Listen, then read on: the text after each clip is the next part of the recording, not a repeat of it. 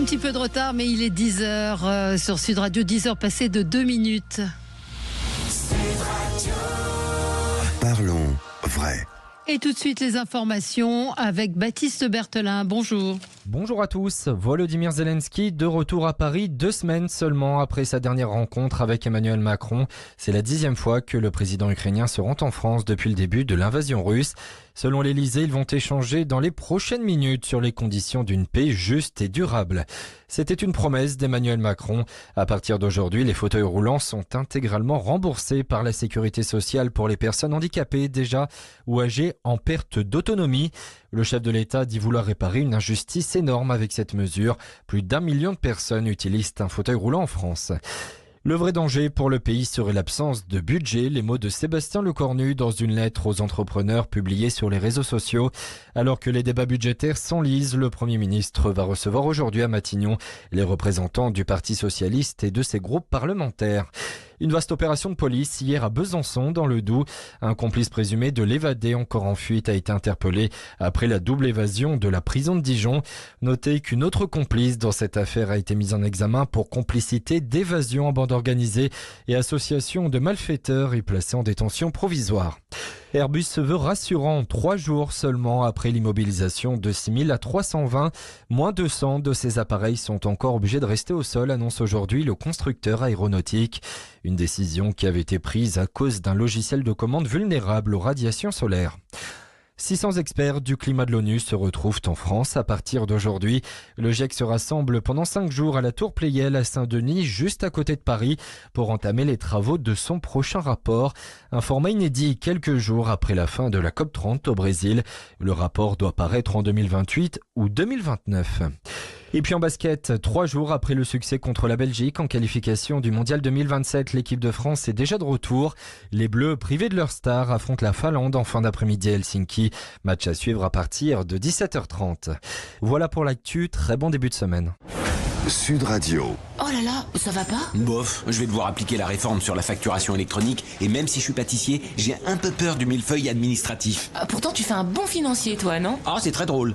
Rassurez-vous, Caisse d'épargne propose à tous les professionnels une offre de gestion de factures avec un premier niveau de service gratuit, accessible via leur espace client. Caisse d'épargne, vous être utile. Voir conditions générales de banque à distance et tarifaires sur caisse-épargne.fr ou dans votre agence.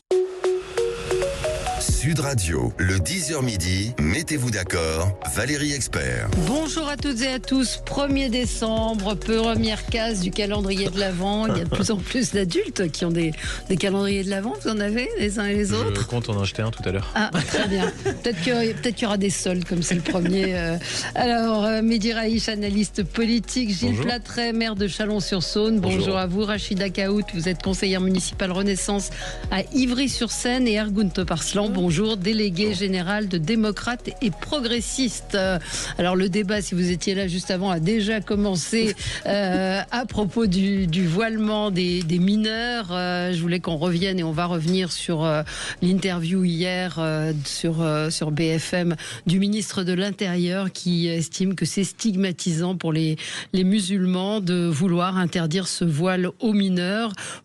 Encore une fois, plus que le fond, c'est la forme avec laquelle s'est exprimé hier le ministre de l'Intérieur. Je pense qu'il avait peut-être d'autres arguments que celui-ci. On va s'interroger sur cette communication. Emmanuel Macron veut un label pour les médias.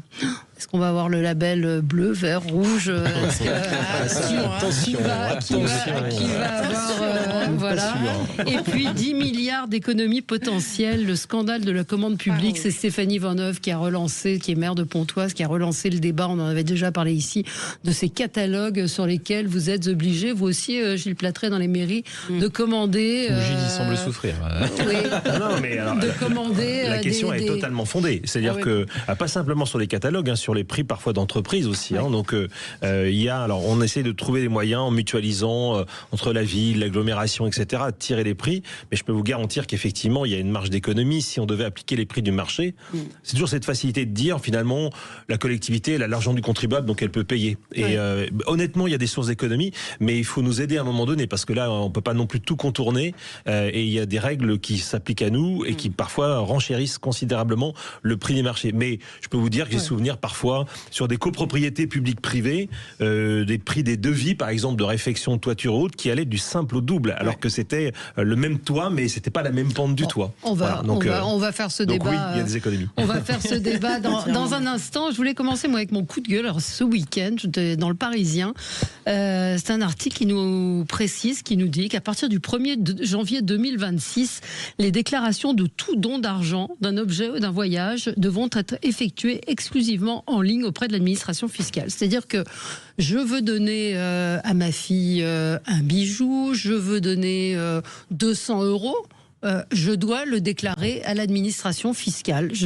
Et donc tout ça se fait en ligne désormais. Avant, il y avait effectivement, alors il y a toujours le don qui est autorisé, ce qu'on appelle le don d'usage pour un anniversaire, pour Noël, qui doit correspondre évidemment à vos moyens. Hein. Si vous gagnez le SMIC, vous ne pouvez pas, enfin de toute façon vous aurez peut-être du mal à le faire, mais offrir, donner voilà, une Porsche. Mais c'est vrai que ce sont tous les dons d'argent remis de la main à la main, par virement, chèque ou espèce, qui sont à déclarer.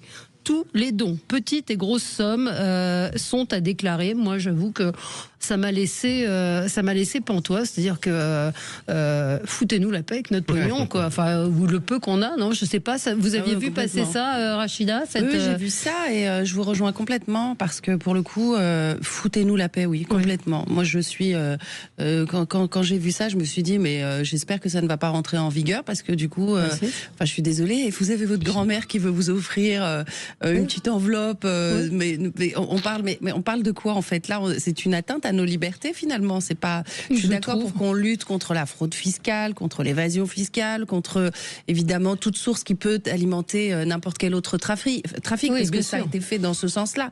Mais là, pour le coup, je crois qu'on va un peu trop loin et puis je suis complètement contre cette. Le but, c'est de renforcer la transparence, lutter contre la fraude et simplifier la gestion des successions en évitant les contentieux.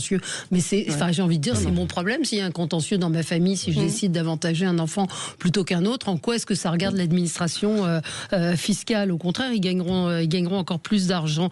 Donc on imagine une grand-mère aujourd'hui aller sur Internet pour dire j'ai donné 200 € à ma petite fille. Alors, je crois qu'il y a alors c'est la petite fille qui devrait, à mon avis, faire la déclaration.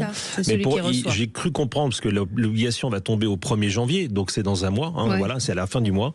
Le 1er janvier 2026, j'ai cru comprendre que pour les personnes âgées, on maintiendrait, c'est sans doute une grande mansuétude de l'administration, on maintiendrait la déclaration papier. C'est ce que j'ai cru lire. En fait, le débat porte peut-être sur le montant, en réalité, en deçà duquel on doit déclarer, ou au-delà duquel on doit déclarer, parce que si c'est des toutes petites sommes, c'est vrai que ça n'a pas...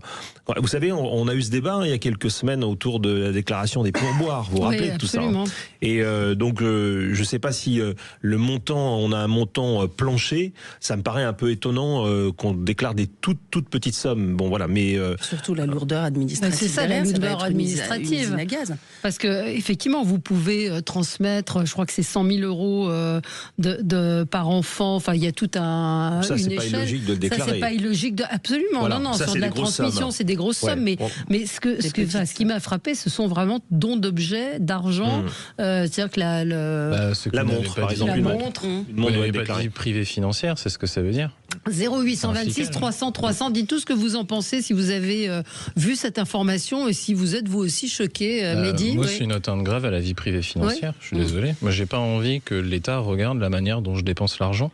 Mon argent. Donc si j'ai envie d'aider quelqu'un de ma famille, c'est pas à l'État de savoir comment je l'aide ou pas. Non, mais c'est surtout moi le montant, c'est-à-dire que effectivement si c'est un gros montant, si c'est une somme, c'est normal. Mais là ça veut dire que je dis Mémé, Pépé vont vous donner effectivement la montre du grand-père ou la bague de la grand-mère. C'est une valeur symbolique aussi parfois. Oui, donc mais comment vous allez estimer Moi je trouve que c'est une violation de la vie privée. Toutes les sommes qui sont concernées. Ergun, vous êtes d'accord? Moi, je suis pas choqué. Non. Non, je sens qu'il y a une tendance depuis plusieurs années où on sent que les flux d'argent, monnaie ou billets commencent à disparaître. On achète maintenant une baguette avec même plus avec des cartes, avec du sans contact. Ouais. On peut prendre un café dans une machine. Donc je pense que c'est un peu dans cette lignée-là où il y a plus de circulation aussi facile d'espèces. Je comprends un peu la complexité technique je pense qu'il y a un sujet de seuil, je suis d'accord avec vous là-dessus. Il faut mettre le curseur au bon endroit pour que ce soit pas trop contraignant ou autre. Mais un avantage, je pense aussi, malgré tout non négligeable, à la maîtrise des flux. C'est vrai que le fait qu'il y a moins d'espèces qui circulent dans notre économie nous a permis de contrôler un peu plus certains flux d'argent, et dans ce sens-là, c'est pas un impact négligeable. Derrière, je sais pas trop estimer, mais dans la mise en pratique, c'est sûr que le step-up direct de passer au 100% électronique, déclaration en ligne, c'est jamais le plus facile sur ce sujet-là. C'est effectivement le donataire, c'est-à-dire celui qui reçoit, qui devra déclarer, et effectivement, exceptionnellement possible de remplir un document dans son centre des impôts. Jean-Pierre est en ligne. Jean-Pierre, bonjour. Oui, bonjour. Oui, on vous écoute. Alors, vous aviez vu cette information ? Je l'avais pas vu, et je suis étonné, je suis choqué, je dois dire, parce que je vois très bien, comme on a le droit de donner une certaine somme, mais tous les 15 ans, l'État veut être sûr qu'il ait bien le bon curseur, et que les gens qui donnent petit à petit à leurs enfants pour échapper à ce montant et à la taxation, ils ont envie de contrôler ça, voilà. Mais bon, les gens n'ont plus le droit de faire ce qu'ils font, et puis ils ont plus droit à rien, et puis on peut plus faire plaisir comme ça, si j'ose dire spontanément. Faut penser à remplir un formulaire. Je vais être très critique, mais c'est typique du contrôle, de la volonté de contrôle absolu de cette administration et de ce président. Voilà, je le dis comme je le pense. La volonté de tout contrôler, de tout régenter, de tout administrer, de tout faire entrer dans des cases, dans des tableaux Excel, et de tout faire remonter aux grands commandeurs, aux grands timoniers. Donc c'est insupportable. Ouais, vous pourrez rappeler dans la deuxième partie de l'émission, on va parler du contrôle des médias aussi, avec un label. On se demande effectivement un Nutri-Score pour les médias, ceux qui auront des bons points et pas des bons points. Merci de nous avoir appelés, et on aura Marc aussi qui voulait réagir. Écoutez, voilà, c'est bien d'écouter Sud Radio parce que vous apprenez également des choses, mais c'est vrai que moi j'ai vu cet article, je me suis dit mais c'est aberrant, Alors oui, effectivement, on peut vouloir contrôler la fraude, mais je pense qu'il y a des fraudes beaucoup plus. Pas que la fraude aussi, je crois, parce que c'est aussi peut-être pour évaluer l'état du patrimoine des Françaises et des Français, parce que c'est pas parce que je vais donner 200 euros. Moi je pense, mais je vous dis que c'est aussi une possibilité pour évaluer justement le patrimoine. Allez, on se retrouve dans un instant avec vous, 0826 300 300. Allez, si à Noël, vous avez le droit, mais de donner dans la... Alors, je ne sais pas comment on prend la mesure de son patrimoine, et à partir de moment, on peut donner 200, 300, 20 euros, on ne sait pas. À tout de suite.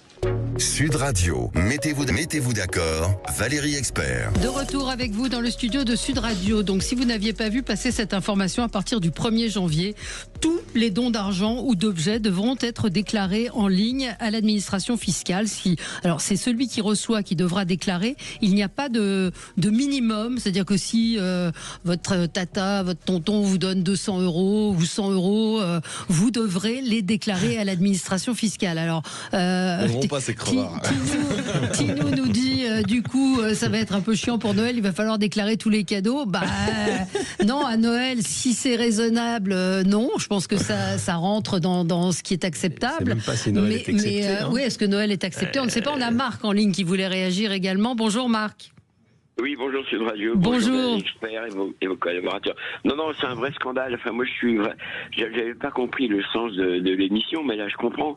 Alors, premièrement, qui a décidé ça? Deuxièmement, il faut que vous demandiez à chaque chef des partis politiques ce qu'ils en pensent. Parce que, pour moi, c'est disons, un totalitarisme absolu. Ça veut dire que maintenant, on voit même que les employés de l'État, par exemple, leur retraite, elle est calculée sur les 6 derniers mois. Tout le monde fait les 25 meilleures années. Déjà, ça, c'est une inégalité. Ils veulent puiser dans les compléments de retraite des privés pour rembourser, enfin, tout ce qui est déficitaire dans le paiement des retraites des employés publics. Mais après, je veux dire que, par exemple, la Caisse nationale de la question familiale, elle a donné rien que pour la branche famille 6 milliards de trop non contrôlés. J'en parlais aux services fiscaux en allant les voir pour divers papiers. Ils m'ont dit, ah ouais, on le sait, mais c'est pas nous qui contrôlons. Alors déjà, ils vont devoir contrôler tout ce que les gens déclarent. Et en plus, pour ce travail de fraude ou autre, de non-contrôle de la caisse familiale pour 6 milliards, c'est pareil pour les branches handicapées, tout. Il y en a pour 10 milliards par an. La Cour des comptes a épluché ça depuis longtemps. Et ça continue. Et pendant ce temps-là, le Trésor public ne contrôle pas ça. Pourquoi on ne donne pas ce travail-là? Alors après, ça va surcharger, ça va créer de nouveaux emplois. C'est une nouvelle dictature, quoi. C'est comme tout ce qui se passe actuellement sur aussi donner un label. Non, mais c'est un scandale. En plus, quand on sait qui est-ce qui dirige. Enfin, voilà, moi, je suis révolté. Et c'est pas une question de Rassemblement national. Hein. Je veux dire que moi, je suis un ancien de droite, peu importe, même gaulliste, peu importe. Je veux dire que non, c'est révoltant. Moi, je suis révolté. Voilà. Ça rejoint, Marc, ce que vous dites, ce dont on a parlé vendredi avec cette enquête qui nous apprenait que les Français en ont ras-le-bol des taxes. Ils ont l'impression d'être effectivement ponctionnés, surtout, vous le disiez, et notre auditeur précédent également. Et ça, on a un petit peu de mal à comprendre. Quand on parle de fraude, je pense que on se sent, quelque part stigmatisé, pour reprendre un mot que je n'aime pas. C'est-à-dire qu'on est, a priori, d'honnêtes citoyens qui payons nos impôts, qui faisons les choses à peu près correctement. Et là, sous prétexte de fraude, il va falloir déclarer, on l'évoquait avec Karima hors antenne, si vous aidez quelqu'un dans votre famille ou autre, bon, ça posera d'autres problèmes après, effectivement, d'un point de vue successoral. Mais enfin, là, on est sur tout don va être déclarable à l'administration. Dans les milieux politiques, on est un peu habitué à faire très attention. L'idée, c'est aussi l'utilisation de ce don-là. Si on a un membre de notre famille qui va se présenter prochainement dans des élections, ça dépend. S'il utilise cet argent pour faire sa campagne, ça peut poser effectivement d'autres problèmes aussi. Donc si on veut suivre un peu l'utilisation des dons, c'est important. Et on paiera des droits en ligne aussi. N'oublions pas que tout ça est tout de même destiné à ce que l'administration récupère les droits afférents aux dons. Ouais, non mais voilà, donc dans sa grande mansuétude, nous apprenons que d'abord ça a été repoussé de 6 mois. Donc Valérie, vous avez tort de vous plaindre. Vous auriez dû faire cette émission le 29 juin de cette année. Donc nous avons eu 6 mois de répit. Donc je vous trouve injuste sur ce coup-là. Et en plus, on pourra payer les droits en ligne aussi. Donc c'est quand même une simplification incroyable. L'un des arguments, c'est aussi l'éco-responsabilité, fluidifier les démarches. Donc on est préserver la planète en étant une bonne contribuable. Absolument. Figurez-vous que c'est bientôt Noël.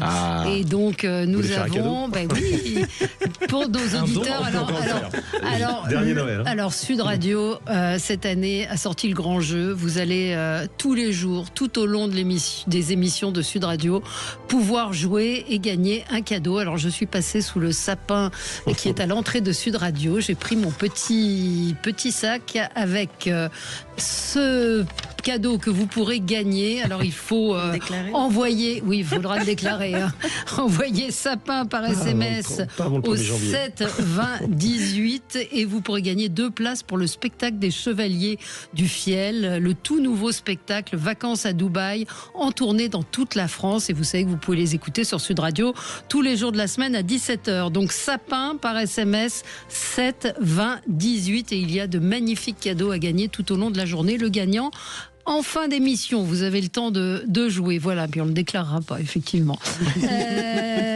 Alors, interdire le voile aux mineurs, c'est stigmatisant. C'est ce qu'a dit le ministre de l'Intérieur, Laurent Nunez. Hier, il était chez nos confrères de BFM. Écoutez ce qu'il disait.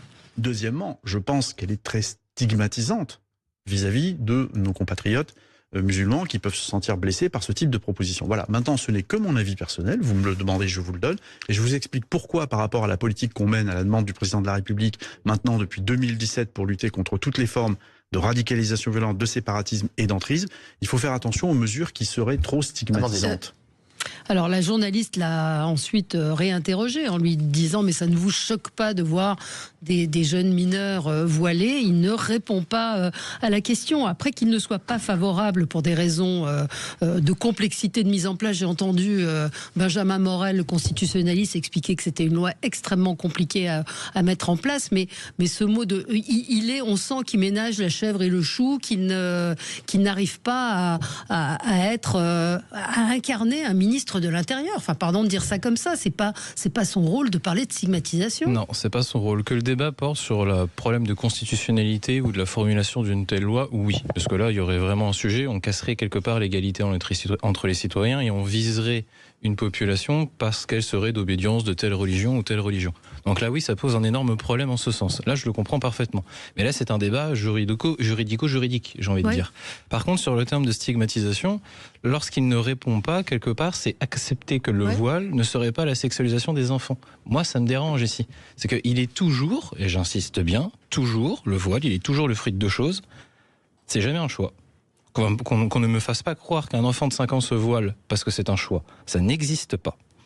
Et il est toujours le fruit d'une pression communautaire ou d'un endoctrinement, d'un savoir construit sur une ignorance.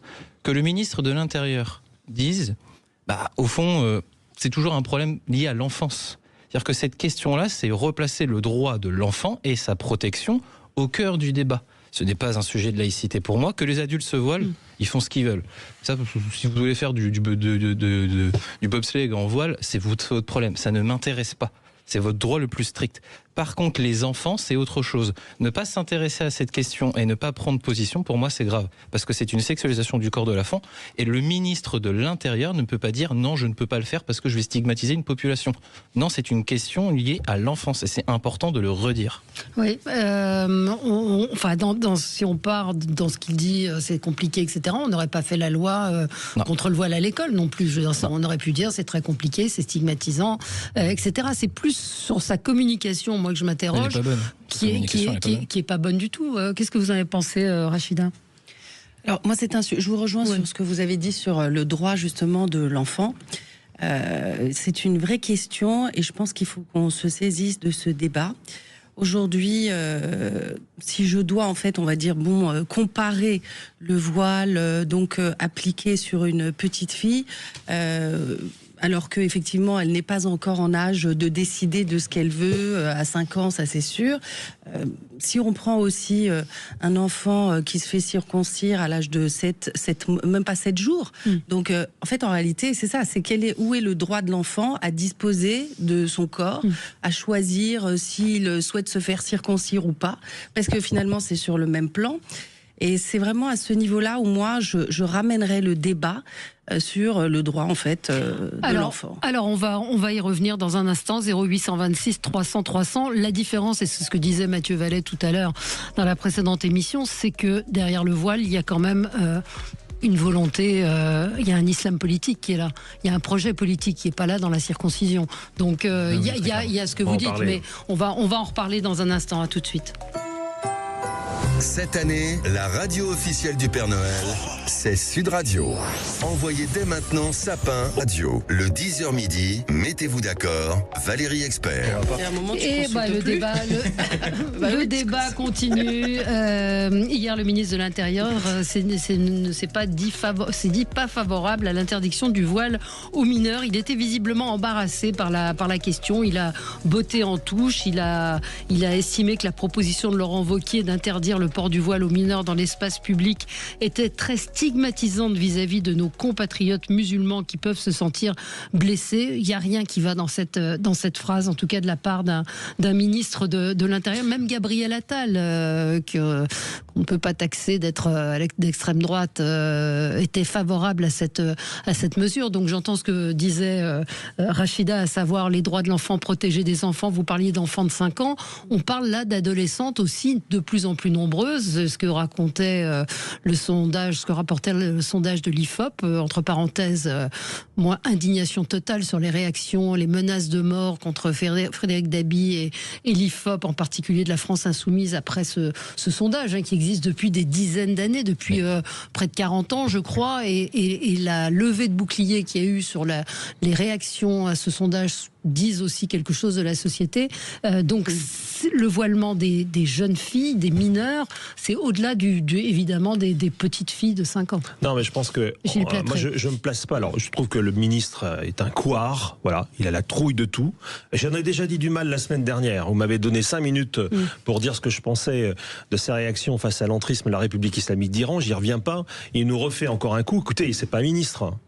Si un ministre est là pour dire des choses fortes qui ont du sens, là il botte en touche sur un sujet fondamental. Je note d'ailleurs qu'au sein même de son gouvernement, les avis sont très partagés. En tout cas, j'ai entendu Mme Berger qui pense, elle, qu'il y a, et pourtant je ne la porte pas forcément en grande estime, mais qui pense qu'il y a une majorité à l'Assemblée et au Sénat aujourd'hui pour cette proposition. Alors après, il y a la question du Conseil constitutionnel. Voilà, là on est sur un plan qui est un plan intéressant. Mais fondamentalement, la question du voile, moi, je la place d'abord sur la question du respect des libertés individuelles.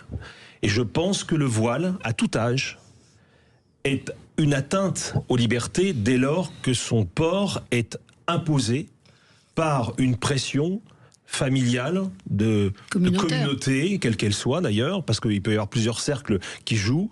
Et je pense très honnêtement aujourd'hui qu'il y a en France un grand nombre de jeunes filles, c'est une évidence, mais même de femmes qui se voilent parce qu'elles sont l'objet de railleries, de menaces, d'insultes, et que pour obtenir un peu de tranquillité, dans un certain nombre de quartiers où se pratique la police du voile, elles mettent le voile, donc elles y sont contraintes. Parfois on me dit, et on a sans doute raison, elles le font pour certaines librement. Je l'entends totalement.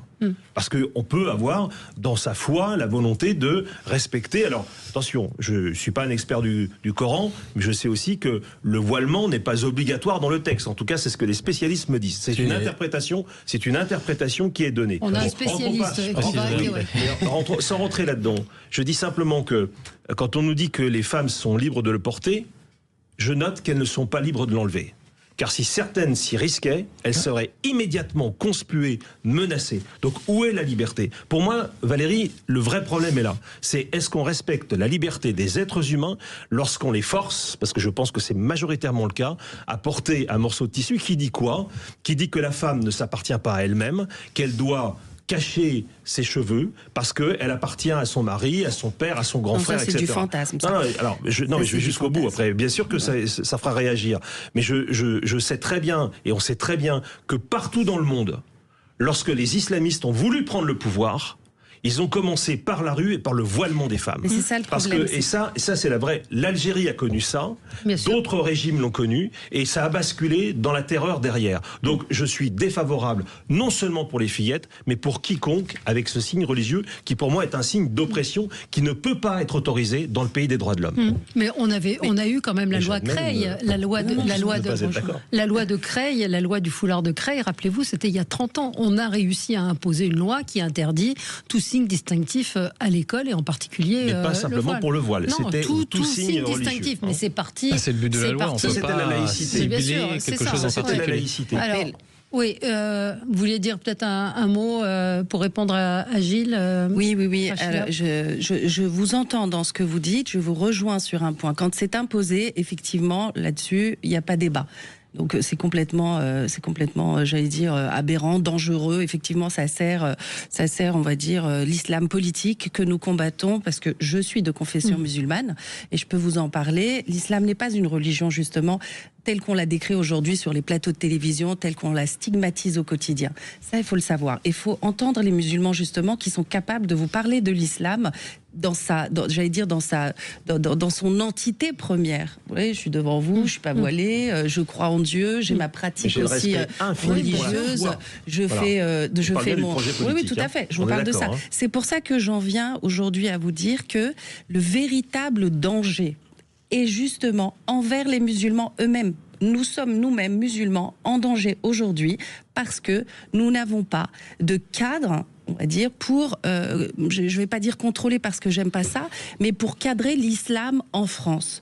Alors, moi, j'appelle de mes voeux la création d'un consistoire musulman de France, enfin d'une entité comme celle-ci, qui va pouvoir justement, gérer tous les imams qui font les prêches dans les mosquées en France, qui va pouvoir contrôler les flux financiers qui sont apportés aux associations qui, elles, portent justement des lieux religieux qui diffusent le pseudo-islam. Donc, il y a une véritable instrumentalisation. Et le véritable danger, vous, politiciens que vous êtes aussi, et élus, il faut faire remonter ça. Si on veut trouver une solution aujourd'hui, c'est de créer une entité qui va pouvoir régir l'islam en France et être aussi le seul et unique interlocuteur auprès de nos pouvoirs publics. Quand vous voyez l'ambivalence du recteur de la mosquée de Paris qui a des... il faut imposer. Il faut l'imposer maintenant. Mehdi, oui, il y a urgence. Non, je dis que c'est impossible. Je vais préciser, parce que du coup, c'est des sujets que je maîtrise. Les imams me détestent quand j'en parle, mais l'islam dans le monde, quand on parle d'islam, c'est déjà c'est un vaste ensemble religieux. Il faut toujours dissocier la pratique de chaque musulman, ce que vous dites, ce qui est très intéressant, et de ce qu'est le dogme. Le monde musulman, il est divisé en deux. On peut dire en trois, mais il est essentiellement divisé en deux. D'un côté, il y a les chiites, 5 à 10% des musulmans dans le monde, et le reste du monde musulman, il est sunnite. Donc quand on parle, nous, d'islam, on parle d'islam sunnite, et c'est important de le préciser. Dans le cadre de l'islam sunnite, je ne vais pas m'amuser à faire toutes les sources de la charia, le Coran et ses tafsirs, la sunna, l'ijma et le qiyas l'analogie. Lorsqu'on dit que le voile est une obligation religieuse, c'est vrai. On s'appuie sur la sourate 33-59, on s'appuie sur la sunna et on s'appuie sur l'ijma, le consensus des écoles de jurisprudence, que vous savez, malikite, shafiite, hanafite, hanbalite. C'est une obligation religieuse. En ce sens, l'islam fonctionne toujours dans le cadre d'une autorité. Ça sera toujours Al-Fawzan, ça sera toujours Ibn Taymiyyah qui auront raison. Donc quand on dit que l'on peut réformer l'islam, ça va devenir très compliqué, parce que vous allez devoir vous attaquer à l'autorité religieuse. Le souci, c'est pas les musulmans, et je suis d'accord. La manière dont les musulmans pratiquent eux-mêmes leur religion, on a droit de rien dire dessus, et c'est normal, c'est une question de foi et de conviction personnelle. Par contre, la manière dont l'islam fonctionne, c'est beaucoup plus problématique. Quand on parle de ce qui se passe sur les réseaux sociaux, de ce qui se passe sur TikTok ou de ce qui se passe dans les mosquées, je vous assure que pour aller discuter avec des imams, ça devient très compliqué. J'en veux pour une preuve. Quel imam assume ce qu'est le voile dans l'islam sur un plateau de télé ? Il n'y en a pas un qui vous dira ce que c'est. Personne ne vous dira que c'est la séparation de la femme libre, de la femme esclave. Personne vous citera les tafsirs d'Ibn Kathir, d'Al-Talayi, Al-Jalalin. Personne n'en parlera. Parce que c'est difficile à assumer cet état de fait et ce que c'est. Donc là, on va transformer le voile en objet politique. Et là, je rejoins Gilles. Oui, le voile, c'est le fait de contrôler le corps de la femme, et la femme ne s'appartient même plus. Mais on la cache derrière quelque chose. Ça encore, c'est du. Ce que vous dites est faux, complètement faux. Alors dans ce cas-là, il va falloir me contredire la totalité du consensus de l'islam sunnite. Parce qu'en fait, dans désolé, c'est 90% des musulmans. La religion musulmane donc se base sur le Coran. Jusqu'à présent, il n'y a qu'un seul livre, d'accord. Donc ça s'appelle le Coran. Et dans le Coran, vous le prenez entièrement. Je vais vous dire, pendant la période de jeûne, vous lisez. Oui, tout à fait. Et je vous dis, il n'y a aucun verset qui parle du voile, tel proprement dit en disant. Non, pas du tout. Bon, on va pas faire. Après, il y a débat. Mais je l'ai lu du premier au dernier chapitre. Non, mais on va pas faire l'exégèse du Coran. On va pas faire l'exégèse du Coran. Justement, c'est ce que je dis. La question. Je vous rejoins en ce sens. Ergun, pas facile de. Après tout ça, non, c'est pas facile. Mais ce qui est important peut-être pour la déclinaison politique, ce qui m'intéresse beaucoup plus dans ce monde musulman divisé en deux, évidemment dans le monde sunnite également, celui qui nous concerne un peu plus en France, il est lui-même très divisé politiquement par des administrations et des pouvoirs politiques extérieurs qui manipulent les réseaux, ce qui fait que c'est très compliqué, voire impossible, je suis plutôt d'accord là-dessus, d'organiser cela avec un consensus ni religieux, encore moins d'autorité. Maintenant, à côté de ça, peu importe les débats que peut connaître telle ou telle communauté, telle ou telle religion, nous, en France, on a un modèle républicain très très fort qui nous a permis justement de faire en sorte que les personnes, une fois qu'ils ont leur libre arbitre, puissent choisir leurs croyances, leur façon de vivre et comment ils voulaient s'exprimer dans l'espace public. Et on a également donc un modèle très très fort qui s'appelle la République. Et aujourd'hui, c'est la moindre des choses, je pense, de dire que on se peut, nous, de préserver les enfants de notre République, ces personnes qui sont mineures, pour éviter qu'ils fassent des choix qui puissent les embarquer très rapidement dans un chemin ou un autre. D'ailleurs, toutes les personnes qu'on a pu connaître, nous, dans notre entourage, qui sont très vite allées dans le chemin très religieux avant de devenir majeurs, sont très vite revenus, ont eu des remises en cause ou pas. Donc, pour moi, c'est le minimum qu'on puisse les protéger protéger, et cette proposition-là va dans ce sens-là, et je pense que pour retrouver un peu de sérénité, un peu de vivre ensemble, pour que chacun puisse se sentir bien dans notre pays, on a besoin d'imposer certaines règles. Et le monde musulman, il s'adaptera aux règles du politique. Il faut qu'il s'adapte à ça. Sauf que, si il l'a fait jusqu'à présent. Il l'a même fait chez lui, quand en Turquie, ils ont interdit avec Atatürk le voile dans les bâtiments publics pendant très longtemps. Et ça a été fait. Donc parfois aussi, la force politique doit amener certains...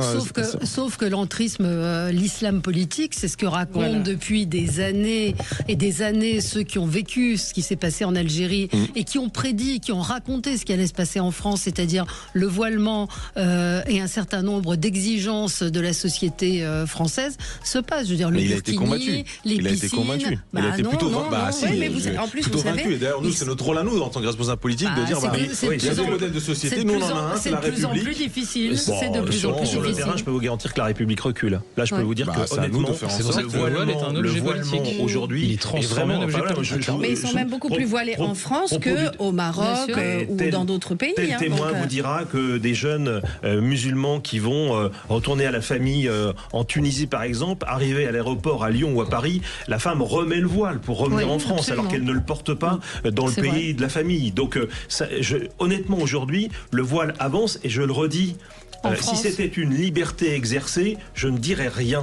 Mais c'est une contrainte imposée. La plupart du temps, c'est une contrainte imposée. Et ça nous pose donc un problème de liberté publique et individuelle. Allez, on se retrouve dans un instant avec vous sur Sud Radio 0826 300 300 si vous voulez réagir à cette actualité. Est-ce que vous pensez qu'il faut effectivement interdire le voile aux mineurs? Et puis on va parler de ce label pour les médias que veut instaurer le président de la République, et puis les économies potentiel à réaliser avec les commandes publiques. À tout de suite. Sud Radio, mettez-vous d'accord, Valérie Expert. Sud Radio, le 10h midi, mettez-vous d'accord, Valérie Expert. Alors, puisqu'on contrôle, qu'on note, qu'on labellise, nouvelle lubie du président de la République, mercredi à Arras, il a dit qu'il voulait tout faire pour que soit mis en place un label professionnel pour les réseaux sociaux. Écoutez ce qu'il disait. C'est qu'on va tout faire pour que soit mis en place un label. C'est pas à l'État de dire, il faut faire attention, c'est pas le gouvernement ou l'État qui peut dire ceci, une information, ceci n'en est pas. On n'a pas non plus envie de tomber là-dedans, parce que c'est pas ça une démocratie. Par contre, je pense que c'est important qu'il y ait une labellisation faite par des professionnels qui puissent dire ceci correspond à la déontologie de gens qui manipulent de l'information. C'est une matière dangereuse, l'information. Voilà, donc c'est pas le gouvernement, ce sont des professionnels. Alors qui sont les professionnels? Sur quelle base? Choisis par qui pour déterminer qui va déterminer qui dit quoi et qui dit la vérité? Franchement, est-ce que le président de la République n'a pas d'autre chat à fouetter que de s'occuper de cette question de label? Ergun Toparslan? C'est quand même un sujet de notre époque. Il ne faut pas non plus négliger le problème. Aujourd'hui, nos concitoyens doivent faire face à un flux d'informations continu de tous les sens. Des fois, il y a des médias traditionnels, d'autres un peu de commentateurs sur les réseaux sociaux. Et c'est vrai que à plusieurs reprises, on se retrouve à commenter ce qu'on appelle des fake news qui sortent d'un peu nulle part. Dans tout ça, je pense que il est important que dans notre époque, quand on voit la puissance des médias aussi, c'est de faire un travail qui permettrait à nos concitoyens peut-être d'avoir un certain discernement sur les approches que peuvent avoir certains médias. Donc pour moi, ça me choque moyennement. Maintenant, dans la mise en pratique, effectivement, je trouve que c'est pas la chose la plus facile à faire. On avait des cellules de fact-check pour vérifier que certaines informations étaient vraies ou pas. Mais quand on voit la force que peut avoir une fake news dans une campagne, on l'a vu aux États-Unis avec quelques fake news qui ont impacté, relayées sur Facebook, sur certains États qui ont fait changer certains votes aussi. Je crois que c'était la fake news sur les immigrés qui mangeaient des chiens qui a pris tout d'un coup. Donc on n'est pas à l'abri nous aussi d'être assujettés à ce genre de manipulation, notamment des puissances étrangères, surtout si on est en négociation avec elles. C'est la discussion qu'on a eue tout à l'heure. Donc on a un devoir de vigilance et je pense qu'effectivement c'est peut-être le rôle de l'État de réguler. Non, il dit c'est pas à nous de le faire, mais on doit mettre en place quelque chose. Il faut pouvoir le faire pour que les gens soient au courant de ça. C'est sûr qu'aujourd'hui on peut pas mettre Le Monde et un commentateur qui a une page YouTube à 250 followers. Je ne sais pas si c'est le très bon exemple, Le Monde, parce que Le Monde a été... Justement. Vous mettez Valérie alors au Monde. Pour le Nutri-Score de Valérie, Le Monde. J'en sais rien, mais enfin, il y a certains... 4. Non, mais il y a un parti... Enfin, voilà, après, il y a des médias d'opinion, même si c'est interdit en France, force est de reconnaître qu'il y a des médias d'opinion, que Internet a une liberté totale. Vous avez des médias aujourd'hui qui fonctionnent très très bien avec des comment on dit, des financements participatifs. Donc comment vous allez contrôler tout ça? C'est-à-dire que vous allez avoir sur le média Tartampion, attention. Moi je trouve ça protège votre métier aussi, parce que vous avez fait des études, vous croisez les informations, vous les vérifiez avant de les donner, alors que là on a n'importe qui prend un téléphone et qui balance un truc sur les réseaux sociaux. Le maire de je ne sais où a fait ça et boum, ça part, ça prend. Donc moi je pense que ça protège aussi. Le problème, c'est l'ingérence étrangère, ça je suis d'accord. On a déjà un organisme très fort. Viginum, c'est ça. Viginum, c'est un organisme qui est service de vigilance et de protection contre les ingérences numériques étrangères. Qui est rattaché d'ailleurs au secrétariat général de la Défense, et ça dit bien ce que ça veut dire, et qui est là pour détecter. Donc ça marche depuis 2021. D'ailleurs, j'ai cru comprendre, indépendamment de la déclaration que le président a faite et que vous avez rapporté à l'antenne, qu'il y avait aussi une partie de son intervention qui portait sur la montée en puissance de Viginum. Donc moi, pour le coup, là, j'ai pas de souci par rapport à ça, que pour des enjeux de défense et de sécurité publique, on essaye de repérer des campagnes d'ingérence via les réseaux venant de l'extérieur. Je trouve que c'est plutôt rassurant. Là, on passe à autre chose. Dans ce que le président pense, en tout cas, il a l'air très déterminé, puisque il dit qu'il va... Il a l'air très déterminé là-dessus. Mon Dieu, que ce deuxième quinquennat est long. Parenthèse fermée. Donc, toujours est-il que ce qu'il dit très clairement, c'est un agrément.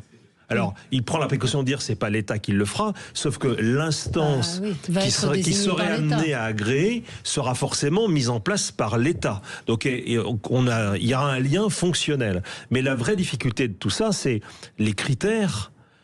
Et moi, je vais encore me faire des amis, mais vous pouvez avoir des journaux très sérieux et à l'intérieur des rédactions, des journalistes qui le sont moins. Donc si vous mettez un coup de tampon conforme à la vérité, puisque c'est le ministère de la vérité, donc conforme à la vérité sur tel ou tel média, mais que vous avez à l'intérieur, imaginez Valérie une seule seconde que des journalistes puissent faire l'objet eux-mêmes d'opérations d'infiltration de puissances étrangères. C'est déjà arrivé. Peut-être même que ça arrive encore. Je ne dis rien d'autre. Je ne dis rien d'autre.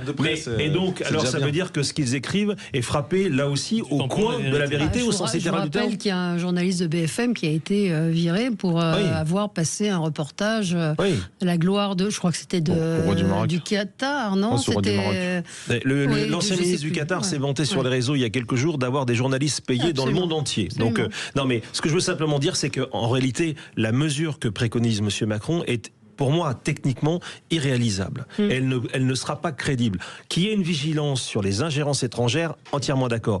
Puis quelque part, à un moment, mais bien sûr, et la manipulation. Et d'ailleurs, les médias le font de plus en plus eux-mêmes, mais avec leur lecture de la réalité aussi. Mais je trouve ça très bien. Mais que l'État ne se mêle pas de dire voici les bons et voici les mauvais, parce que ça apporterait, je pense en tout cas, une crise de confiance qui serait encore aggravée par rapport à la situation actuelle. Je sais pas, il y a quand même plein de médias sur les réseaux sociaux, les alertes infos, les trucs comme ça, là. On sait même pas si c'est du vrai, du faux, ça nous permet de trier ce truc quand même. Voilà. Il n'y a pas de journaliste derrière. Oui, mais qu'est-ce que vous allez avoir? Vous allez avoir une étoile, 2 étoiles. Valérie devenir un journaliste étoile. Tout le monde peut l'être. Maintenant, tout le monde est un média. Alors, les réseaux sociaux, tout le monde est émetteur et receveur d'informations. Désolé, non, je vous en prie. Le problème aujourd'hui, c'est que nous avons des médias qui ne font plus leur job, tout simplement. Il y a des journalistes qui, finalement, ne sont plus journalistes dans le sens premier. Ils ne donnent plus de l'information. Il n'y a plus donc tout ce qui est investigation, mais de manière objective pour donner l'information brute et que chacun puisse se faire donc une idée sur le sujet. Aujourd'hui, on a des journalistes qui manipulent l'information, qui manipulent l'opinion publique, et moi je salue mais sincèrement la décision du président de la République, parce que il y a un moment aujourd'hui, il faut arrêter, parce que ça crée des divisions. Quand vous avez Madame Michu au fin fond de la Creuse qui entend les médias, parce que les médias sont chez vous, ils sont au quotidien, en fait, dans votre domicile. Donc vous allumez la télé. Une instance qui s'appelle l'ARCOM qui est là pour réguler. Non, mais après là, moi je vous parle des sujets. Alors, Oui, dites-moi. Non, alors, on me dit qu'il faut que je prenne l'auditeur, effectivement, Lionel, qui est en ligne avec nous. Pardon de vous interrompre, Rachida. Lionel, puis je vous redonnerai la parole après. Lionel. Oui, bonjour Valérie, bonjour. Bonjour. Donc, vous auriez pu laisser finir Rachida. Pardon. Vous auriez pu laisser finir Rachida. Oui, non, mais priorité au direct. M'a dit non, c'est pas ça, c'est qu'après il y a le journal, donc c'est compliqué. Donc voilà, on veut vous entendre avant le journal. Donc comment vous avez réagi à l'annonce de ce label? Moi je trouve ça très bien, dans le sens où comme ça on saura lesquels ne pas écouter en fait, tout simplement. C'est-à-dire que quand ils seront estampillés État, ça veut dire que concrètement ils participeront à la petite propagande qu'on veut nous faire avaler sur tout un tas de sujets. Je vous rappelle quand même que je me souviens plus si c'est Vigilum, c'est sorti en 2021, c'était notamment pendant la période Covid, et il fallait bien faire avaler à tout le monde le bon discours à la bonne proportion, et il fallait pas sortir du cadre. Aujourd'hui on a un discours quand même européen anti-URSS, et on voit bien que ça monte dans tous les sens. On voit qu'ils veulent saisir les avoirs russes, et donc c'est en train de foutre un souk pas possible, et il va bien falloir que les médias prêchent la bonne parole en nous disant que finalement l'ennemi juré c'est la Russie et qu'il faut saisir les avoirs, alors que c'est hors législation mondiale, quoi. Donc tous ces médias qui vont être estampillés pro-État, parce que Macron dit que ça va pas être le gouvernement. Oui, ça va être une énième commission qui va être payée par le gouvernement, bien évidemment, comme d'habitude, donc par Nicolas, encore une fois. Et qui va juger de quoi? Un de vos interlocuteurs l'a dit très clairement. Le problème, c'est que les journalistes ne font plus d'investigation. Pourquoi? Parce qu'il n'y a plus d'argent pour faire les investigations. Ils ont réduit les budgets, justement, et en plus, les rédactions freinent. Si ça penche pas du bon côté et qu'ils n'ont pas envie de se prendre un coup de batte de baseball en pleine tête, automatiquement, il faut éviter de parler. Vous, Sud Radio, à mon avis, vous serez jamais estampillé, parce que vous avez Berkoff, par exemple, qui est là. Non, mais vous serez c'est pour ça qu'on continuera de venir, d'ailleurs. Ne serait-ce qu'avec Berkoff, vous ne passerez jamais, parce que lui, il invite des gens qui sont hors réseau, on va dire, où on les autorise à parler, et vous serez jamais estampillé. Donc la bonne nouvelle, c'est que je continuerai à vous écouter. Par contre, ça va être compliqué pour les autres. Merci Lionel de nous avoir appelés. On se retrouve dans un instant, et on aura la gagnante de notre jeu, et puis je vous redonnerai la parole, Rachida, sur ce sujet des labels. Il faut pas que non, je vous ai coupé dans votre élan. À tout de suite. Sud Radio, mettez-vous d'accord, Valérie Expert. 10h midi, mettez-vous d'accord, Valérie Expert. Et nous sommes ensemble avec vous pour commenter l'actualité avec Rachida Kaout, conseillère municipale Renaissance à Ivry-sur-Seine, Ergun Toparslan, délégué général de démocrates et progressistes, Gilles Platret, maire de Chalon-sur-Saône, et Mehdi Raïch, analyste politique. On pourra dire encore quelques mots sur ce label, parce que je vous ai interrompu, Rachida, dans votre élan. Mais nous avons la gagnante de notre jeu, c'est Catherine, qui nous appelle de Brive-la-Gaillarde. Bonjour Catherine. Oui, bonjour. Alors, je rectifie, je suis pas de Brive-la-Gaillarde, mais de Brive dans l'Indre, le Berry. C'est mieux. Non, pardon. Brive dans l'Inde. Effectivement, on est dans l'Indre. Moi, je vais pas bien, moi. Vous avez gagné 2 places pour le spectacle des Chevaliers du Fiel. Donc, vous avez envoyé sapin par SMS, c'est ça? Oui, c'est ça. Au 7 20 18. Vous les écoutez sur Sud Radio, j'imagine, tous les jours à 17h? Oui. Bon. Ouais, tout à fait. Et vacances à Dubaï, vous pourrez aller voir leur nouveau spectacle. Vous avez gagné 2 places. Vous irez avec qui? Avec mon conjoint, évidemment. Et voilà. Bon, je pense qu'ils vont pas passer très loin de chez vous. Vive le Berry. On est de tout cœur avec vous, et passez de très bonnes fêtes, Catherine. Eh bien, c'est gentil. Merci beaucoup. Merci à vous. Et toute la journée, vous pouvez jouer sur Sud Radio dans toutes les émissions, des cadeaux, des très très beaux cadeaux à gagner. Donc quelques mots tout de même encore sur ce label pour les médias. Vous êtes d'accord, Rachida? Vous disiez que vous étiez d'accord. Oui, enfin une décision dans ce sens, parce que comme je vous l'ai dit un peu juste avant, moi je suis contre la manipulation. Je trouve que les médias, les journalistes ont une responsabilité. Encore une fois, ils ont la parole sur nos ondes non-stop, et donc ça peut créer une manipulation qui porte préjudice à la France, à la cohésion sociale. Mais comment on fait? L'intention est louable, mais la méthode. Non, la méthode. Mauvaise. Après, maintenant, il l'a pas encore annoncé.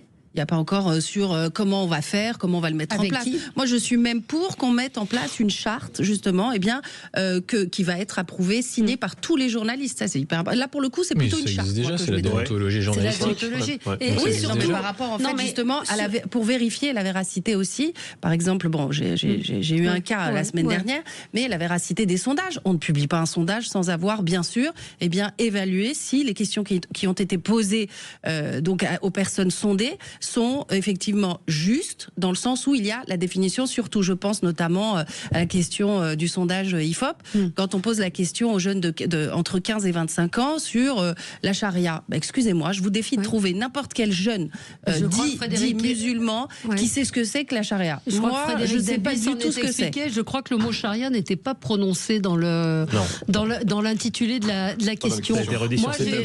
Ça a été redit à C'est à vous. Il n'a pas posé la question de charia. C'est la question qui a été diffusée. Oui, mais ce sondage, il a été... Donc ça répond à ce qu'on est en train de dire. Il a été réalisé, il existe depuis les années 80, 86. La violence qu'il y a eu à l'issue de ce sondage, moi, m'a sidéré et glacé. Je dois vous le dire, ça m'a glacé. Moi, ce qui m'a sidéré, c'est pas... je vais vous dire, c'est des questions qui ne sont absolument pas, j'allais dire, qui ne sont même pas motivées avec un descriptif précis. Encore une fois, je vous défie de trouver n'importe quel jeune. Sortez juste là, ici. Vous chopez n'importe quel jeune à la sortie d'une mosquée, par exemple. Vous lui posez la question sur est-ce que l'islam est au-dessus des lois de la République? Est-ce que la charia, etc. Enfin bref, toutes les questions un peu techniques, on va dire. Ce sont j'allais dire, des personnes qui ne savent même pas ce que c'est que leur religion. Depuis 30 ans, ce sondage. Mais c'est bien le problème. Il faut changer. Il faut changer parce que justement aujourd'hui, on en est à commenter en fait un islam en France qui est tout le temps pointé du doigt parce que personne n'y comprend rien. Et je vais vous dire, les musulmans eux-mêmes n'y comprennent rien. Bon, on va pas refaire ce débat, mais à la limite, on fera le débat avec Frédéric Dabi. Vous viendrez. Moi, j'ai du mal avec cette proposition parce que. Sur le label. Oui, je rejoins Gilles sur la technicité, la mise en application, ça me paraît très compliqué. Honnêtement, je ne sais pas comment on peut faire sur un sujet de la sorte. Et au fond, ça serait se dire qu'il existerait quelque part un ministère de la vérité, qui dirait ce qui est vrai, ce qui peut être dit, ce qui ne peut pas être dit. Et là, ça me pose un véritable problème sur la question de la liberté de la presse. Là, on toucherait à une question de liberté fondamentale, constitutionnelle même. Là, ça me dérange beaucoup. Là, je ne sais pas vraiment comment on peut y répondre. Et quand Emmanuel Macron s'était présenté en 2017, il s'était présenté comme un libéral.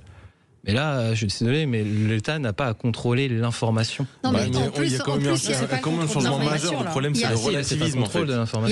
Il met sur le même plan la parole de Valérie Expert, qui est journaliste depuis des années et tout, qu'un jeune qui va créer... Mais je peux dire des conneries aussi.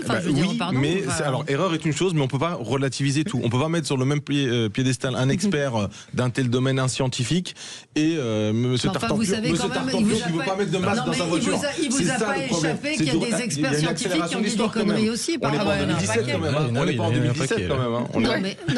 Oui, mais on peut pas tout remettre en cause. C'est très important. Non, mais le problème, c'est comment... C'est super important. On va pas relancer le débat, mais prenez le débat sur les vaccins. Ouais. C'est l'exemple phare. Oui, il faut suivre les scientifiques. C'est le meilleur exemple. Ouais, mais vous avez Didier Raoult qui se présente comme scientifique et sa parole. Pas faire des erreurs, mais on ne pourra pas le mettre lui et un antivax primaire sur le même piédestal. C'est ça le sujet. Oui, alors juste préciser qu'on est contrôlé par l'Arcom, que les temps de parole sont contrôlés. Ça suffit pas. Qu'on a des mises en demeure si on dérape, si on dit des choses qui ne sont pas, qui sortent de, qui sont des choses qui sont fausses. Il y a quand même un certain nombre de garde-fous qui existent déjà. Oui, mais la page francophone qui est basée à Bruxelles, qui émet avec une entreprise qui est en Irlande, non. Christian Villeneuve, qui a dirigé de nombreux journaux et de nombreuses rédactions, qui connaît très bien la presse, me dit: le drame du journalisme, c'est qu'il est devenu l'art de faire du buzz, la recherche de l'info juste et vérifiée semble secondaire. Et effectivement, vous avez, il reste des journaux, je pense, comme Le Parisien, qui se trompent assez peu. Quand ils se trompent, c'est grave, mais je pense à la Dupont de Ligonnès, mais globalement, il y a des journaux qui font leur boulot, qui vérifient les informations. Après, vous avez biais forcément d'opinion, si vous prenez Libération, des biais d'opinion. Mais c'est vrai que dans les médias, vous n'avez plus, enfin, je prends mon exemple, sur LCI, il y avait des émissions avant, des émissions qui étaient une émission de faits divers, une émission de culture. Aujourd'hui, vous n'avez plus que des plateaux comme celui qu'on est en train de faire.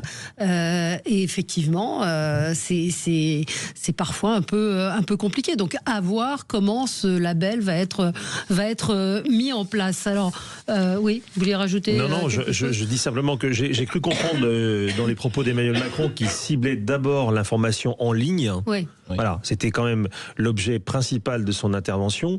Encore une fois, je pense que les dérives on les voit tout de suite, elles nous sautent aux yeux, mais on a un vrai problème et je pense que c'est l'enjeu majeur, et c'est d'ailleurs là-dessus qu'il monte, et pour le coup, il n'est pas complètement hors sujet dans sa fonction présidentielle, c'est les ingérences étrangères. Voilà, c'est comment est-ce qu'on arrive depuis l'extérieur, de puissances hostiles, arrive à manipuler notre information.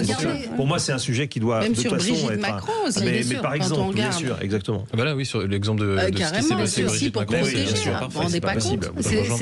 Oui, et là, il y a eu une vraie manipulation. Il y a une manipulation. Et juste à Turin hier, 400 militants pro-palestiniens ont attaqué le journal La Stampa en disant attention, vous serez les prochains sur la liste. Après, c'est ce que M. Paul Vanier a fait en publiant l'adresse d'écran de veille il y a 10 jours et provoquant l'évacuation de la rédaction qui, à l'heure où nous parlons, cherche toujours un nouveau point de chute qui soit plus discret. Ça pose un autre problème. Donc, en fonction de qui est à la tête de l'État ou de la gouvernance politique. En fonction de qui sera la gouvernance politique, le badge, enfin dire l'autorisation, le Nutri-Score peut changer. Donc ça devient. Il y a aussi des questions qui peuvent se poser par la suite. Sûr. Quand on voit le niveau de violence dans lequel la société est en ce moment. C'est pour ça. Donc là, ça peut poser question. Il faut être très vigilant sur ce Il y a quand même un glissement orwellien. Il faut quand même juste le roman d'anticipation 1984 d'Orwell est quand même en train d'advenir tout doucement. Enfin, je fais pas de catastrophisme en disant ça, mais on a quand même un glissement. À un moment donné, il faut revenir à des choses très simples. Le libre arbitre existe encore. Il faut y croire. En tout cas, l'intelligence des gens. Donc, il ne faut pas croire non plus que personne ne peut se faire un propre jugement. C'est pour ça que j'ai quand même plutôt tendance dans cette philosophie libérale-là. Mais en revanche, je reconnais à l'État le devoir de nous protéger des ingérences étrangères. Ça, pour le coup, c'est une nécessité absolue. Petite pause et on va faire ce qui a retenu votre attention aux uns et aux autres dans l'actualité. À tout de suite. Sud Radio, mettez-vous d'accord. Sud Radio, le 10h midi, mettez-vous d'accord. Valérie Expert. J'espère qu'on aura le temps de faire tous vos coups de cœur et vos coups de gueule. On est à l'antenne, il y a de la joie sur ce plateau. On est très passionné. Ce qui a retenu, alors juste Bruno Retailleau qui a tweeté il y a 2 heures, un label de l'information décidé sous l'impulsion du pouvoir, c'est une dérive inquiétante. Nul gouvernement n'a à trier les médias ni à dicter la vérité. La France n'a pas besoin d'un ministère de la vérité. Non, je dirais c'est une responsabilité importante. Non, mais le problème c'est c'est ce qu'on était en train de dire, on confond un peu tout et qu'on parle effectivement de on l'a connu plus ferme, Bruno Retailleau. Du glandu entre guillemets qui a quand même 2 millions d'abonnés et qui va propager des fake news. C'est un média. Il a plus d'impact que certains. Ce qui a retenu votre attention aux uns et aux autres, Rachida, on n'a pas eu le temps de le traiter vendredi, mais je trouve que c'est important de parler de ce sujet, votre coup de gueule. C'est les salariés d'Orange à Marseille qui sont en télétravail. Ah non, moi je suis. Mais là aussi, on aurait peut-être attendu le président de la République sur ce sujet. J'ai été justement choquée parce que les salariés subissent l'incompétence, je vais dire, d'un gros groupe quand même qui est incapable de sécuriser son site. C'est de la faute de qui ? Mais vous vous rendez compte ? Ah non, mais c'est une responsabilité collective. Attention. Mais ils ont engagé des vigiles. Ils ont engagé c'est ce que je vous dis, mais en fait, il faut vraiment que là-dessus, tout le monde se mette en ordre de marche et qu'on combatte tous ces trafics, tous ces délinquants qui nous pourrissent la vie, qui pourrissent celle des salariés, qui mettent en danger aussi nos industries. Mais vous auriez peut-être dû commencer par là, c'est pas Orange qui est à blâmer, oui, mais c'est mon coup de gueule parce que je me dis que Orange, c'est celui qui emploie justement ces salariés qui aujourd'hui sont obligés de rester chez eux. Mais ils sont allés s'installer dans des quartiers, comme c'est le cas aussi à Aubervilliers pour la BNP, ou à côté de Rosa Parks. Ouais. Ils sont installés dans des quartiers qui étaient en train de changer et les dealers ont gagné. Donc la faute, elle est quand même sur... Il faut changer le maire aussi. Je vais vous dire, le maire a une grande responsabilité. C'est le premier policier de sa ville. Donc aussi, c'est une responsabilité partagée. Et c'est de manière, si vous voulez, Marseille, c'est pas qu'un seul sujet. Ouais, ça marche à Saint-Ouen, pourquoi ça marche pas là-bas, quoi. À Saint-Ouen, il y a toutes les grandes boîtes qui sont venues, EDF, L'Oréal, Tesla, ça s'est super bien passé. Et à Marseille, tout est compliqué, quoi. En fait, à un moment donné, lui, il y a le rôle de l'élu, quand même, qui est important, qui fait la différence sur certains sujets de ce type-là. Donc, sous-titre, est-ce qu'il n'y a pas de la corruption? Sous-titre, est-ce qu'il n'y a pas une volonté, sur une capitale de la faiblesse politique, Marseille. Écoutez ce que disait Martine Vassal ce matin, elle était l'invitée de Sud Radio. Ici, c'est un quartier où effectivement, il y a des trafics à tous les coins de rue. Moi, j'y étais la semaine dernière. Nous avons, vous savez, dans le cadre de mes fonctions de président de département des maisons de la solidarité, eh bien, les personnels slalom entre les points de deal. Donc, Orange a décidé de fermer son siège pendant 15 jours, pas de quitter Marseille, mais certainement de quitter le quartier. Et ça, c'est du renoncement, parce qu'il y a du laxisme derrière, et c'est bien dommage. C'est abdiquer face aux délinquants ? Oui, c'est abdiquer face aux délinquants. Mais je peux comprendre aussi la direction d'Orange et les salariés qui se retrouvent en insécurité. En matière de drogue. C'est ce que je disais. Là où l'État est faible, les mafias sont fortes. Bien sûr. C'est l'État. Je rappelle juste parce qu'effectivement, je suis favorable à la responsabilisation de tous les élus. Je dis simplement qu'en matière de lutte anti-drogue, c'est le rôle de l'État dans la répartition des compétences des polices. C'est pas celui des polices municipales. Après, il peut y avoir un environnement, la vidéoprotection, etc. On a plein de moyens d'agir. Mais sur la lutte contre les réseaux, le démantèlement des réseaux, c'est bien une action de l'État. Et d'ailleurs, vu l'ampleur que ça prend, ça ne pourra pas être une action municipale. En revanche, les villes peuvent amener de la sécurisation, des moyens techniques, de surveillance, etc. sur la voie publique. Mais l'État, là pour le coup, c'est sa responsabilité première. C'est tout de même important de le rappeler aussi. Bien sûr. On va continuer. Pardon, Ergun, vous, c'est un coup de gueule également. Oui, un coup de gueule justement aussi, ça va un peu dans le sens de ce qu'on disait tout à l'heure sur les infos, sur le Nutri-Score, le populisme score, et on va dire quand on rentre un peu dans le détail du sujet, là on sort, c'est Jordan Bardella qui a sorti, qui a voulu impacter un potentiel augmentation du prix de l'essence sur des hypothétiques taxes qui n'existent pas finalement. Et en faisant ça, en fait, il s'est embourbé dans un sujet qu'il maîtrise pas du tout, qui sont ces fameux certificats d'économie d'énergie qui obligent tous les pollueurs à financer la transition écologique, et qui d'ailleurs va rentrer dans sa dernière phase, la 6e phase là. Et donc, et pour le coup, il a été un peu le porte-parole de ces fameux pétroliers qui potentiellement, pour compenser ces certificats d'économie d'énergie, pourraient impacter ça aux consommateurs. Donc de un, l'État n'a rien à voir là-dedans. C'est pas une taxe, la fameuse taxe des carburants qui est remise en cause, qui a augmenté ou pas d'ailleurs. Mais de l'autre côté, ce qui est très dangereux dans tout ça, c'est qu'on va encore une fois balancer une information qui va certainement prendre, et nous on va mettre 3 semaines à expliquer en quoi c'est faux et en quoi les pétroliers qui font des C2E ont même monté eux-mêmes leur propre délégataire des C2E pour faire tourner un business autour, donc ils arrivaient encore à gagner de l'argent avec des obligations qu'ils sont obligés d'émettre, et d'expliquer tout ça à nos concitoyens qui au final ce qui les intéresse c'est vraiment le prix à la pompe ou autre. Mais mon coup de gueule c'était ça, je pense que ça rentre dans le thème du débat d'aujourd'hui, c'est la maîtrise de l'information, la qualité de l'information et le traitement qu'on peut donner à un sujet avant d'utiliser politiquement à des fins qui feront leur effet malgré tout, parce que c'est toujours plus sympa de dire on est contre l'augmentation des prix de l'essence plutôt que de dire aux pétroliers attention, ne prétextez pas les C2E et les obligations environnementales pour les impacter à nos consommateurs, à nos concitoyens. Mehdi, vous, c'est un coup de projecteur. Oui, sur un événement qui a eu lieu la semaine dernière. C'est nouveau. Oui, sur un événement qui a eu lieu la semaine dernière. Non, ça arrive quand c'est... Vous avez le droit. Voilà. Ok, très bien. Donc oui, sur un événement organisé la semaine dernière qui s'appelle le Hackathon. Donc, qui était organisé par l'Agence d'innovation de la Défense, l'AID et le CCF, le commandement du combat futur. J'y ai participé, c'était passionnant. Donc c'était des jeunes, donc les meilleures écoles d'ingénieurs françaises, X, Polytechnique, qui étaient avec les opérateurs de l'armée de terre pour construire, lors d'un petit défi de 3 jours, des drones pour innover sur le plan en fait du terrain.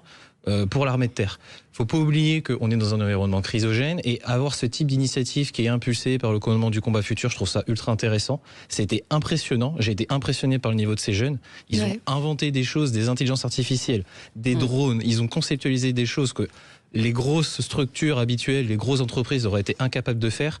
Donc c'était une initiative que je voulais absolument mettre en avant parce qu'on parle beaucoup du fait que les jeunes ne veulent pas s'engager, on en a parlé la semaine dernière sur la potentielle conscription. Là, on a des jeunes qui sont prêts à le faire, qui sont prêts à travailler dedans, qui sont prêts à innover, et l'armée est en pleine, j'ai envie de dire, en pleine innovation sur ce type de sujet-là. Donc c'est absolument à mettre en avant. Donc merci à ces jeunes, j'ai envie de dire de les féliciter parce que c'était incroyable, et aussi à avoir impulsé ça avec l'AID et le CCF, parce que c'est pas forcément quelque chose que l'on voit souvent, on en parle très peu, mais le fait que l'armée veuille s'innover, est dans un processus d'innovation, on sait que sur le terrain ça peut être des fois très compliqué, on parle de vie, on parle de personnes qui sont prêts à donner leur vie pour la France, et d'avoir des jeunes qui sont prêts à mettre tout leur savoir, toute leur technique, toute leur ingéniosité au profit de l'armée, je trouve ça fabuleux, donc merci à eux. Les grandes révolutions technologiques viennent du militaire, le GSM ou autre. D'ailleurs, ça vient de beaucoup de chez nous, mais on a du mal à faire le marketing derrière. C'est vrai, donc c'était génial. Magnifique. Génial Gilles Platré.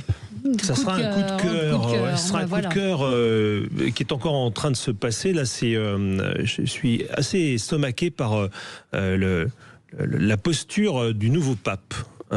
Léon XIV, qui vient de passer en Turquie, qui est en ce moment au Liban. Je crois que le voyage se finit aujourd'hui. Et il est en train d'imprimer sa marque très rapidement. Vous savez, c'est toujours quand on a un pape, on en a quand même pour quelques années, et le terme généralement n'est pas connu. Et même si dans nos pays occidentaux, sans doute le catholicisme est-il un peu en recul, encore que j'ai l'impression qu'il y a une nouvelle vigueur qu'on voit dans certaines églises, mais pour autant il y a une expansion mondiale qui demeure, donc c'est un rôle important sur le plan diplomatique et spirituel bien sûr. Là j'ai l'impression en tout cas que les premiers pas de ce nouveau pape s'apparentent quand même presque à sans faute. Parce qu'il est à la fois dans le dialogue interculturel, interspirituel. Il a visité, je donne un exemple parce que c'est juste la mesure qu'il donne aux choses. Il visite la mosquée, la belle mosquée bleue d'Istanbul. Donc il marque, il marque sa déférence pour l'islam. Mais quand on lui dit on va prier ensemble, il dit non merci. Mais gentiment, en disant finalement, il y a des différences entre nous, donc on ne va pas tout mélanger, mais dans le respect, on peut se comprendre et se découvrir. Donc là, on est dans l'extrême mesure. Il a renouer des liens avec les églises orthodoxes. Il y a eu ce moment extraordinaire en Turquie sur le site de l'ancienne Nicée, qui était une des capitales de la foi chrétienne d'ailleurs, avant même d'être catholique, à l'époque chrétienne. Et il y a une volonté d'unité chez cet homme. Et puis il y a un discours qui m'a beaucoup touché au Liban, ça c'était hier. Il dit aux jeunes Libanais, aux jeunes chrétiens du Liban, ne partez pas de votre pays. Parce que la tentation est forte dans les crises que traverse le Liban à répétition, etc., de partir, mais vous avez une responsabilité pour bâtir votre pays, vous devez rester. Je trouve honnêtement que sans faire de la politique politicienne, ce pape est en train de replacer les choses sur leur base. C'est pas un pape militant, sans doute beaucoup moins que son prédécesseur, qui lui était vraiment un pape politique, mais c'est un pape qui, à mon avis, s'inspire vraiment de l'essence même de la lettre et qui envoie de bons messages. En tout cas, les débuts sont vraiment prometteurs. Je trouve que, et s'il peut avoir un rôle comme ça pour l'unité, pour la paix, écoutez, c'est son rôle d'ailleurs, c'est sa mission, mais il en prend le chemin et je suis assez estomaqué de la finesse. Et puis il a une bonne tête, si vous voulez. Il a un bon visage, ce pape. Oui, mais il a un bon visage. Vous avez pensé et ça, c'est important. Qui connaissait bien la Turquie. Une très bonne répercussion de cette visite à Nicée, justement. C'est une abbaye, je crois, qui a été découverte dans un lac qui s'est retiré. C'est une petite ville du pays. Tout le monde était surpris, ils ne comprenaient pas pourquoi il avait été là-bas, etc. D'ailleurs, même les habitants. Et apparemment, c'est un sans faute. C'est un sans faute. C'est un sans faute sur cette première visite-là. Et c'est la première, c'était jamais arrivé pour un pape. Effectivement, très prometteur sous ces aspects-là. Bon, très bien. Il y a des auditeurs qui n'ont pas compris. Moi, je suis contre ce label. Ils disent déçus par votre position. Je le dis très clairement. Je pense que c'est une bonne idée de vouloir faire. Enfin, c'est une bonne idée, mais le remède n'est pas bon. Alors on va attendre de voir ce qui va être proposé, mais c'est pas, le label en soi, je vois pas comment et qui va le mettre en place. Voilà. On se retrouve. Merci à tous. Oui, on va attendre de voir. On se retrouve nous dans un instant avec Chloé Nabédian et Gilles Gansman dans l'émission Média. Tout de suite. Sud Radio. Parlons vrai.